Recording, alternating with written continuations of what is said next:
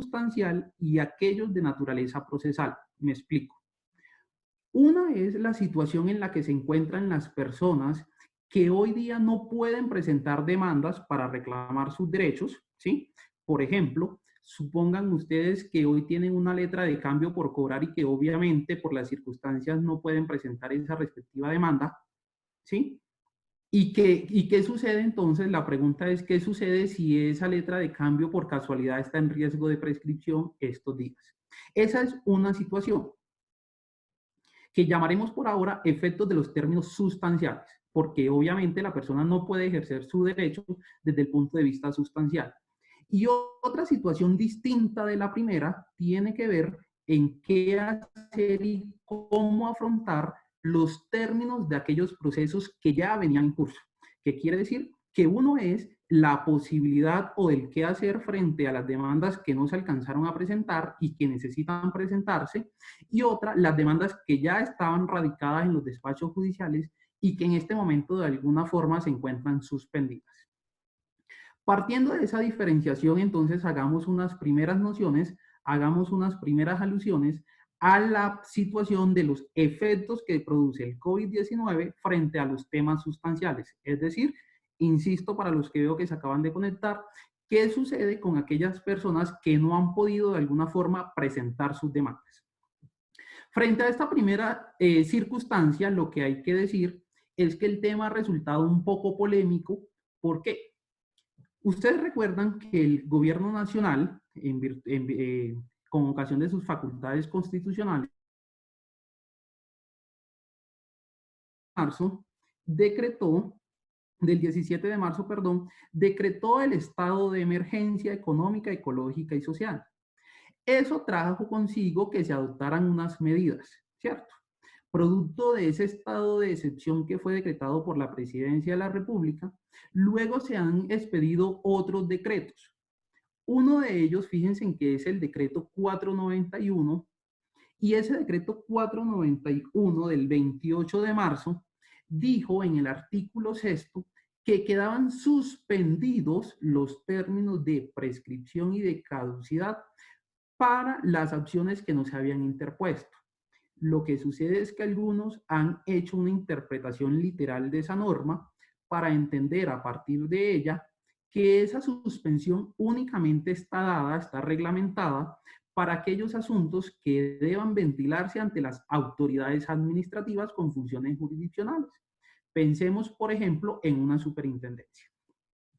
Sin embargo, otra interpretación, y que es por la que se inclina quien les habla, cree que esa suspensión de términos de prescripción y de caducidad para aquellas personas que no han podido presentar demandas por las circunstancias obvias que todos conocemos, no solamente está para los temas que deban ventilarse ante las autoridades administrativas, sino también ante el sistema judicial propiamente dicho. Y esto por una razón, es que el artículo sexto, a mi modo de ver, corresponde armonizarlo con el artículo primero del mismo decreto 41. Y esa armonización permite llegar a la siguiente conclusión. De un lado, fíjense ustedes que, como ya lo dijimos, el artículo sexto habla de la suspensión de los términos de prescripción y de caducidad. Y si bien es cierto, allí se hace alusión a autoridades administrativas, y repito, por esto algunos creen que solo aplica para ellas, ese mismo artículo sexto remite al artículo primero de ese decreto, y en ese artículo primero encontramos que la regulación a la que él se refiere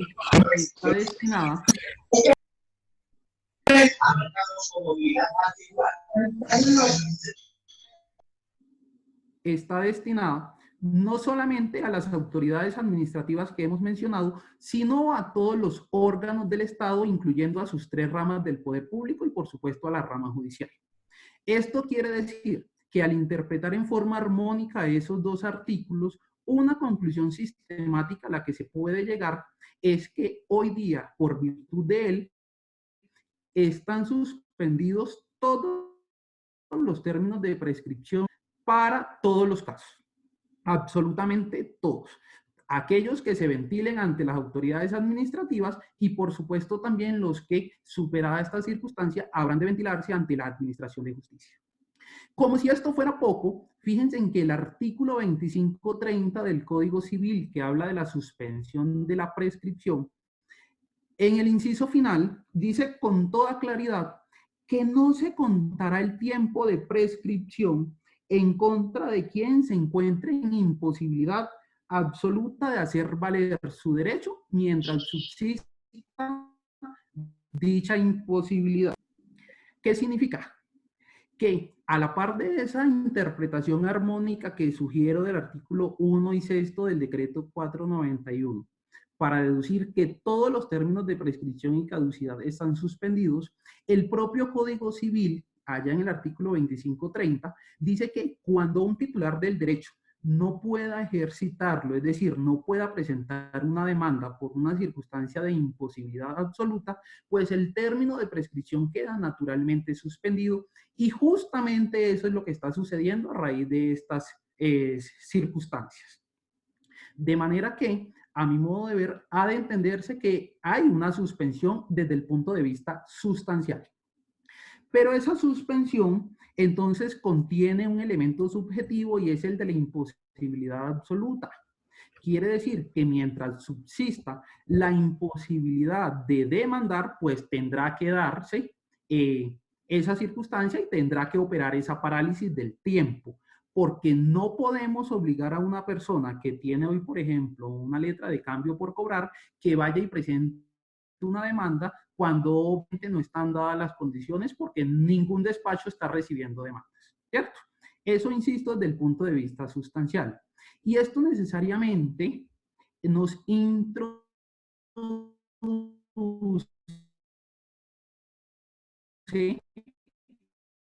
en el funcionamiento, pasando también es el siguiente. Los despachales, por virtud tanto de el aislamiento social decretado por el gobierno nacional, como por una serie de acuerdos que ha expedido el Consejo Superior de la Judicatura, ha determinado hacer teletrabajo, ¿sí? ¿Qué significa? Que obviamente todos los funcionarios y empleados de la rama judicial estamos desempeñando nuestras funciones desde nuestras casas, pero los despachos físicamente, aunque estén cerrados, siguen funcionando de esa forma virtual. Esto nos lleva al siguiente punto y es, si se está trabajando de forma virtual, quiere decir que los procesos no están suspendidos. Lo que están suspendidos son los términos procesales. Y aquí llamo la atención desde ya por lo siguiente. ¿Qué sucede? Fíjense en que hoy el panorama es que los juzgados en Colombia y todos los despachos en general, aunque estén trabajando, no están profiriendo ni notificando decisiones. Hoy no hay ningún despacho judicial que esté en materia civil, por ejemplo, haciendo notificaciones de autos, porque las excepciones del Consejo Superior de la Judicatura se restringen a habeas corpus, a algunas acciones de tutela y el tema penal cuando hay privación de la libertad.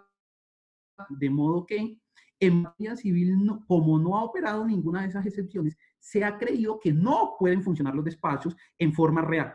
Y esto creo que es equivocado por lo siguiente. Fíjense en que los acuerdos del Consejo Superior de la Judicatura lo que ha suspendido son los términos procesales. Los acuerdos del Consejo Superior de la Judicatura no han suspendido los procesos, de manera que los procesos siguen en curso. Lo único que está detenido son los tiempos o los términos que en él ha de correrse. Desde este punto de vista, entonces, adelantemos ya una primera conclusión, y es que como el proceso no está suspendido, el juez, a mi modo de ver, sí puede tomar decisiones y también podrá notificarlas por estados, como lo vamos a ver. Lo que sucede es que el tiempo para cumplir esa decisión y el tiempo para que la decisión cobre ejecutoria es lo que está suspendido por mandato del acuerdo del Consejo Superior de la Judicatura. Y veámoslo de esta forma.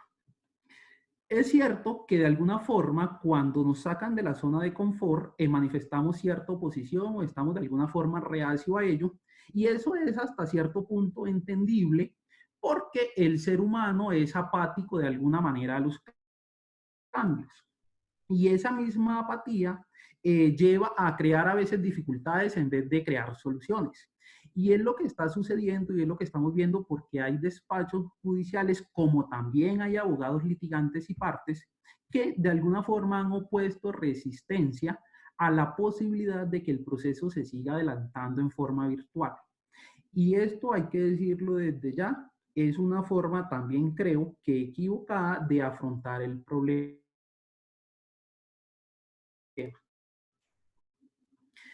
Introduce cambios y uno de esos cambios es que tenemos que desacostumbrarnos a la presencialidad.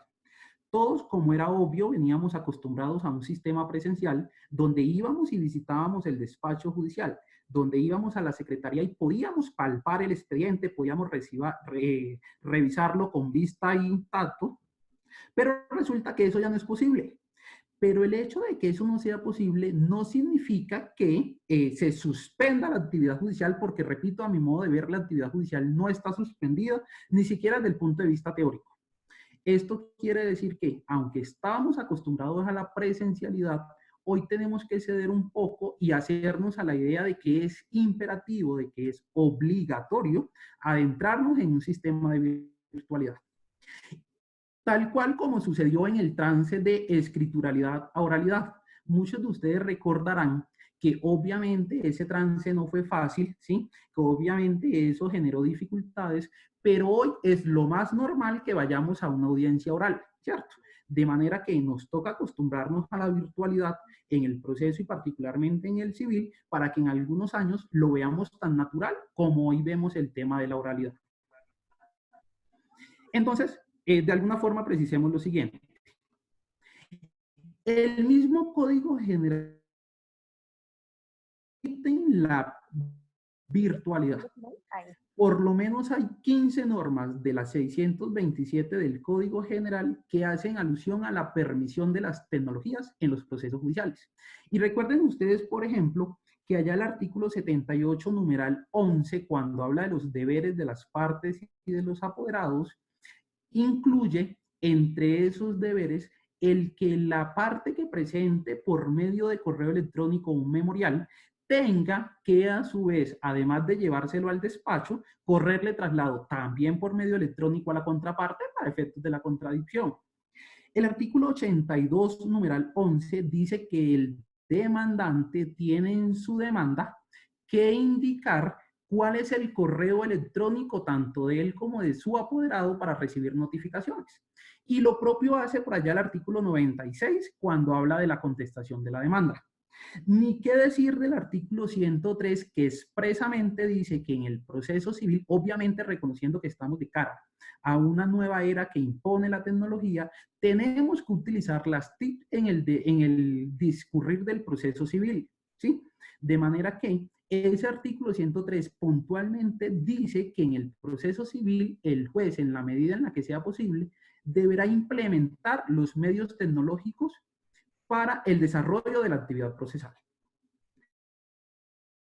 El 105 más adelante dice que se permite la firma electrónica, lo que complementa entonces la facilidad de estas actuaciones virtuales, y particularmente en el tema de audiencias, el artículo de parágrafo primero permite que se hagan audiencias por medios electrónicos, ¿sí?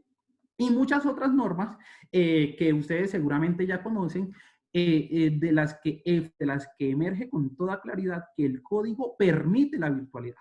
De manera que el tema de los usos de la tecnología en el proceso civil no es una cuestión ni que sea extraña al código, ni mucho menos que sea contraria a él, sino que todo lo contrario, es una situación que estaba prevista inclusive desde la misma redacción del código. Y claro que claro que por las circunstancias anteriores no le habíamos prestado mucha atención a esto, pero que hoy día es imperativo y que entonces nos toca solucionar las dificultades a partir de todas estas normas que ya hemos mencionado y que seguramente ustedes también tendrán algunas otras. Fíjense en que nos toca hacer énfasis a partir de todas estas disposiciones que contemplan la tecnología en por lo menos dos principios básicos del Código General. Uno de ellos, la tutela judicial efectiva, y otro de ellos en la informalidad. Fíjense en que el artículo 2 del Código es claro en disponer que en todo proceso judicial y que a lo largo y ancho del territorio nacional se debe garantizar el hecho de que cualquier persona o grupo de personas que quiera acudir a la administración de justicia pueda hacerlo en forma pronta, eficaz y efectiva, ¿sí? Y de otro, el artículo 11 dice que el juez deberá eliminar de todo el discurrir del proceso cualquier dificultad o cualquier informalidad que no resulte necesaria para él. De manera que tanto las partes, apoderados como jueces, están en la ineludible obligación de hacer uso en estos momentos de todas esas tecnologías para no truncar la tutela judicial efectiva de un lado y para de alguna forma destacar la informalidad que, repito, está consagrada y prohibida de alguna forma, perdón, está permitida de alguna forma también en el código. Dicho esto, entonces digamos que los términos procesales son los que están suspendidos, repito, y no el proceso mismo. Porque recordemos que una cosa es la suspensión del proceso y otra cosa es la suspensión del término. Recordarán ustedes que por allá el artículo 161, cuando habla de la suspensión del proceso, simplemente contempla dos causas de suspenderlo. Una de ellas, la prejudicialidad, y otra, el mutuo acuerdo, y obvio, trae algunas otras normas especiales, como sucede, por ejemplo, cuando se presenta impedimento o recusación. Cuando ocurre alguna de esas circunstancias, el proceso completo, o sea, todo el proceso se suspende, de manera que no hay forma de reactivarlo porque está suspendido todo. Y eso es una cosa. Otra cosa distinta de que se suspenda simplemente el cumplimiento de un término de todo el proceso. Y es en este segundo evento en el que nos encontramos en este momento. Los procesos, repito, y qué pena que sea incisivo en esto, pero me parece que esta es la idea central para lo que vendrá luego, y es que el proceso está activo, el proceso está andando. Lo que está suspendido, insisto, es simplemente una parte de él, una parte, no su todo, y es el término procesal. De esta manera, como el proceso está activo, el juez tiene que seguirlo impulsando y las partes también, ¿sí? Impulsando en la medida en la que sea posible, obvio, porque esto requiere, de un lado, que estén para el despacho específico los recursos tecnológicos que permitan ese impulso, y de otro, que el impulso no implique un término, pues porque lo que se implique término sí estará suspendido. Lo que no puede pasar es que hoy los despachos no profieran providencias judiciales ni las, porque repito, si la providencia judicial y su notificación no son términos, sino que son actuaciones procesales, hay que hacerlas porque las actuaciones procesales no están suspendidas. Lo que está suspendido es lo que viene después. Dicho en breve, hoy el juez, si tiene que proferir un auto, por ejemplo, decretando una prueba, pues puede decretar el auto, puede decretar las pruebas, porque no hay ninguna disposición, ni ningún decreto, ni ninguna reglamentación del Consejo Superior que suspenda las actuaciones procesales. De modo que el juez tendrá, a mi modo de ver, que tendrá que expedir la providencia. Y lo que le sigue al hecho del proferimiento de la providencia, y recordemos que si la profiere, según el artículo 105, la puede firmar electrónicamente, proferida la providencia, pues, ¿qué sigue? Su notificación. Y la notificación tampoco es un término procesal, de manera que también podrá, porque esa notificación no está suspendida, ¿sí? ¿Y cómo se hace la notificación? Preguntarán ustedes, y bueno, ¿y cómo hago la notificación si yo no puedo ir al juzgado? Pues sencillo.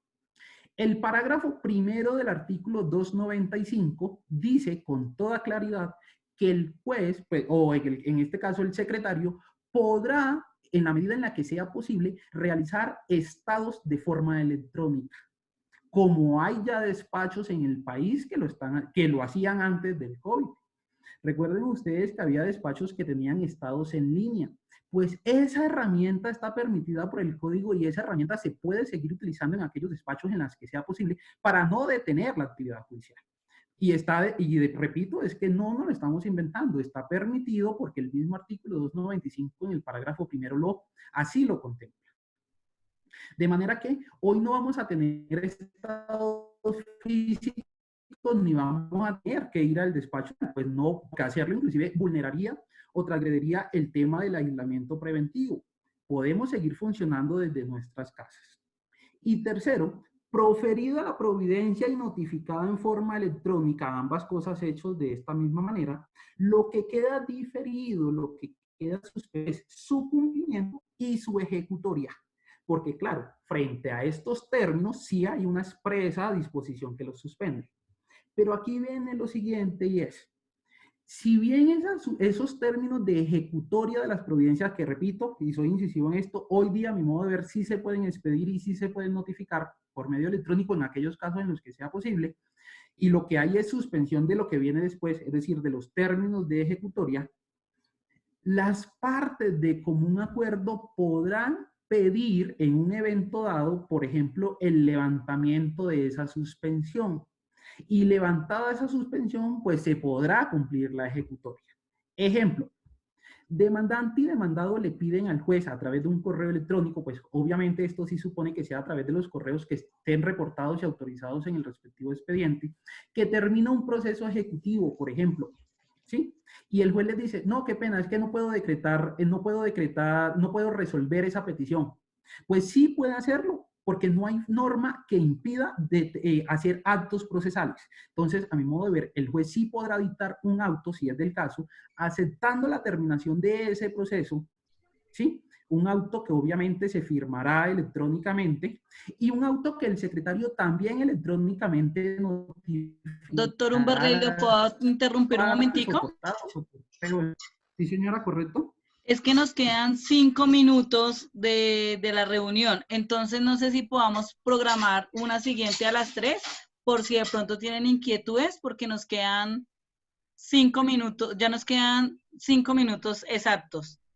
Entonces voy a seguir a las 3, o sea, apenas se corte esta, voy a mandar el ID de la próxima reunión porque de pronto le van a quedar preguntas a los participantes.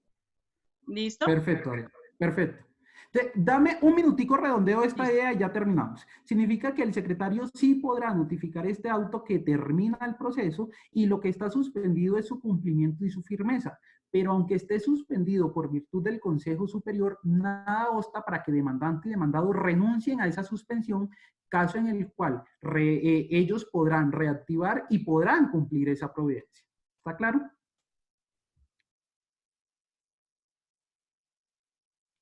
Listo, Adriana. Listo, doctor Humberley. ¿Tienen algunas preguntas? Tenemos 4 minutos. Vi uno que decía aquí, si el proceso no está suspendido, ¿aplica el término de 1 año para llevar a cabo el proceso? ¿La respondemos ya o luego cuando se reactive? Si alcanzamos, 4 minutos. Ah, bueno, listo. Pues no, el término de duración del proceso que contempla el artículo 121 está suspendido porque el mismo artículo 121 dice que ese término de duración razonable corre siempre y cuando el proceso esté activo o los términos no estén suspendidos. Y en este caso, al estar suspendidos los términos, pues ese cobija el término de duración razonable. Naturalmente esos tiempos están suspendidos y se reactivarán cuando el Consejo Superior levante la suspensión de términos, no del proceso. Listo, doctor. Y de pronto otra pregunta aquí. Permítame. Bueno, hasta el momento no hay preguntas. Vamos a continuar con la siguiente sesión a las 3 en punto, pero si alguien tiene preguntas, por favor, nos quedan 3 minutos. Dice el doctor, me preocupa el tema de los expedientes. Listo. Fíjese que el primer tema es, y lo que hay que aclarar es que los servidores judiciales estamos teletrabajando. Y el estar teletrabajando supone que en nuestras casas tengamos todo el insumo para seguir trabajando, entre ellos, por supuesto, el expediente, que es nuestro insumo primordial. Obviamente, entonces eso implica extraerlos. Como nos toca tener el insumo en la casa, pues nos tocará ir a las oficinas, como seguramente ya algunos los hemos hecho, escanearlos por mayor seguridad y traernos las piezas escaneadas para desde allí poder despachar y hacer lo que hemos dicho electrónicamente. Además de eso, fíjense en que a mi modo de ver, yo sí creo que hay una excepción para que los servidores judiciales excepcionalmente, en forma organizada y con las medidas preventivas a que haya lugar, podamos ingresar a los despachos para extraer material de apoyo. material cuando lo necesitemos para trabajar. El decreto 457, cuando decretó el aislamiento por allá en el numeral 13, dijo que una de las excepciones al aislamiento precisamente son las actividades indispensables del Estado y nada más indispensable que la administración de justicia en estos tiempos de crisis. Y eso lo complementó el acuerdo del 21 de marzo del 2020 del Consejo Superior de la Judicatura, que también dice que una de las excepciones y que se le permita a los estados, a los empleados judiciales, ingresar a los despachos, entre otras cosas, a buscar los expedientes cuando sea estrictamente necesario.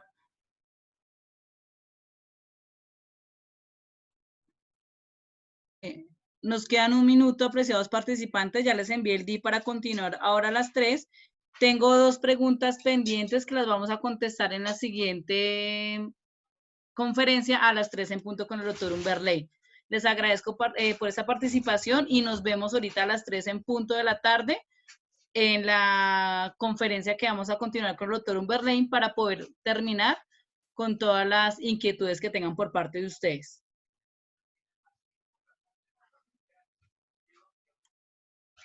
Entonces ya nos conectamos a las 3 en punto para que por favor puedan tomar el ID. Ya los envié al grupo. Les voy a recordar el ID para que lo tengan presente. El ID es el 855-154-019 para continuar con el doctor Umberley y terminar de subsanar las inquietudes que tengan ustedes y poder continuar con el temario con el doctor Umberley. Muchas gracias. Ya nos vemos a las 3 en punto.